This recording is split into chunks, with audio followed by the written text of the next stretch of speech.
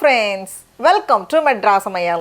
இன்னைக்கு நம்ம Madras Samayalல Madurai special roll parotta எப்படி பண்றதுன்னு பார்க்கலாம். இந்த ஆம்லெட்க்கு நடுவுல சிக்கனை வச்சு அப்புறமா அப்படியே அந்த பரோட்டாவை ரோல் பண்ணி நம்ம செய்யும்போது வெளியே நல்லா கிறிஸ்பியா உள்ள நல்லா சாஃப்ட்டா இருக்கும். இப்போ இது பண்றதுக்கு ஃபர்ஸ்ட் வந்து நம்ம பரோட்டாக்கு மாவு தயார் பண்ணிரணும். அதுக்கு நான் இன்னைக்கு வந்து 2 கப் மைதா மாவு எடுத்துர்க்கேன். இது வந்து 1/4 கிலோ மாவு. இதுல வந்து 1 டீஸ்பூன் உப்பு சேர்த்துக்கோங்க, இல்ல தேவையான அளவு உப்பு. கூடவே 1/2 டீஸ்பூன் சர்க்கரை, அப்புறமா 1/4 கப் பால் சேர்த்துட்டு ஒரு வாட்டி லைட்டாக கலந்ததுக்கு அப்புறமா இதில் கொஞ்சம் கொஞ்சமாக தண்ணி சேர்த்து நல்லா சாஃப்டான மாவு பதத்துக்கு நம்ம வந்து கலந்து வைக்கணும். இந்த மாதிரி கொஞ்சம் கொஞ்சமாக தண்ணி சேர்த்து ரொம்ப ஸ்டிஃபாக இருக்க வேண்டாம், அப்போ விரிக்கிறதுக்கு கொஞ்சம் கஷ்டமாக இருக்கும்.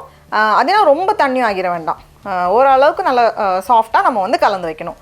பாருங்கள், இந்த மாதிரி எல்லாமே சேர்த்து நல்லா கலந்ததுக்கப்புறமா இதை வந்து ஒரு ஒர்க் சர்ஃபேஸில் மாற்றிட்டு ஒரு 8லேருந்து 10 நிமிஷம் போல் நம்ம நல்லா கலந்து விடுறப்போ தான் நமக்கு வந்து பரோட்டா வந்து நல்லா சாஃப்டாக ரொம்ப நல்லாயிருக்கும்.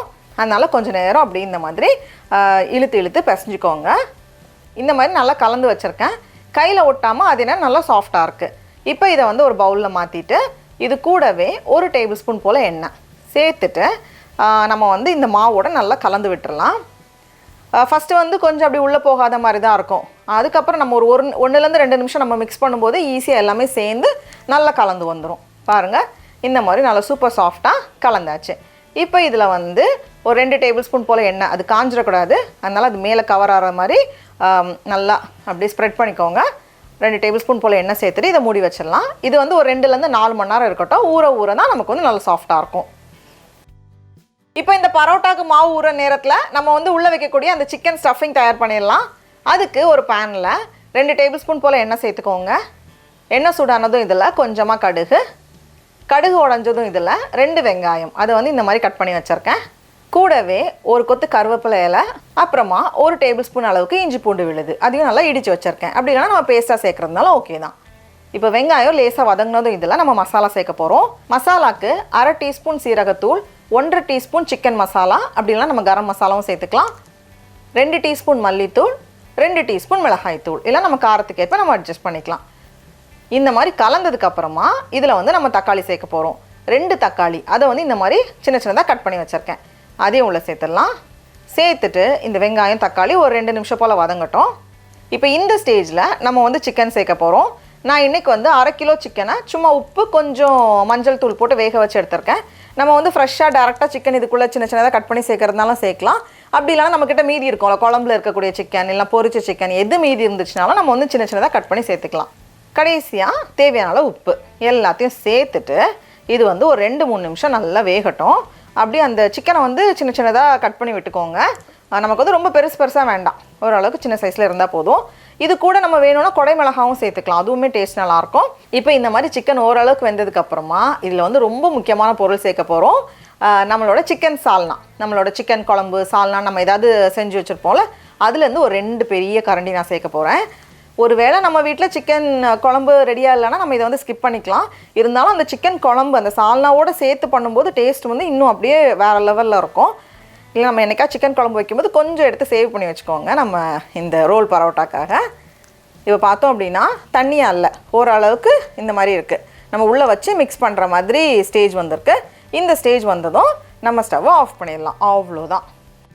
சிக்கன் ரெடியாக இருக்குது. இப்போ அடுத்தது நம்ம வந்து ஆம்லெட் ரெடி பண்ணிடலாம். அதுக்குள்ளே தான் அந்த சிக்கனை வச்சு ரோல் பண்ணும்போது டேஸ்ட் வந்து இன்னும் நல்லாயிருக்கும். இது பண்ணுறதுக்கு நான் இன்றைக்கி வந்து 4 முட்டை எடுத்திருக்கேன்.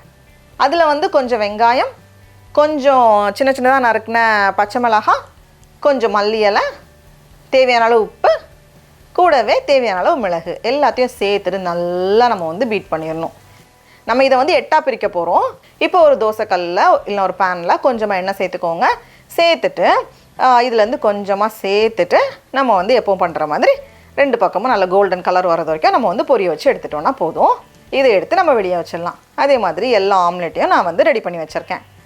இப்போ நம்மளோட பரோட்டாக்கு மாவு கலந்து வச்சுருந்தோம்ல, அது பார்த்தோம் அப்படின்னா நல்லா ஊறி ரெடியாக இருக்குது. அப்படியே நல்லா சாஃப்டாக வந்திருக்கு.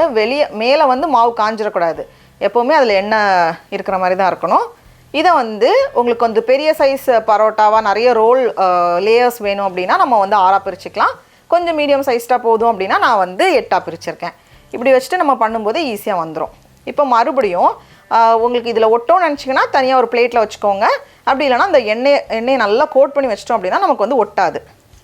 இந்த மாதிரி வச்சுட்டு இது வந்து மறுபடியும் ஒரு 1/2 மணி நேரம் இருக்கட்டும். இப்போ 1/2 மணி நேரத்துக்கு அப்புறமா நம்ம வந்து இதுலேருந்து ஒன்று எடுத்து விரிக்கும் போதே ரொம்ப ஈஸியாக வந்துடும். ஏன்னா நம்ம நிறைய நேரம் ஊற வச்சுருக்கோம், ப்ளஸ் அதுக்கப்புறம் கொஞ்சம் நேரம் 1/2 மணி நேரம் போல் நம்ம அப்படியே அந்த பால் பண்ணதுக்கப்புறமா வச்சுருந்தோம். இப்போ நம்ம விரிக்கும் போது எவ்வளோ மெல்லிஸாக முடியுமோ அவ்வளோ மெல்லிஸாக விரிச்சுக்கோங்க. கையில் வந்து எண்ணெய் தொட்டுக்கோங்க, அப்போ தான் நமக்கு வந்து விரிக்கிறதுக்கு ஈஸியாக இருக்கும்.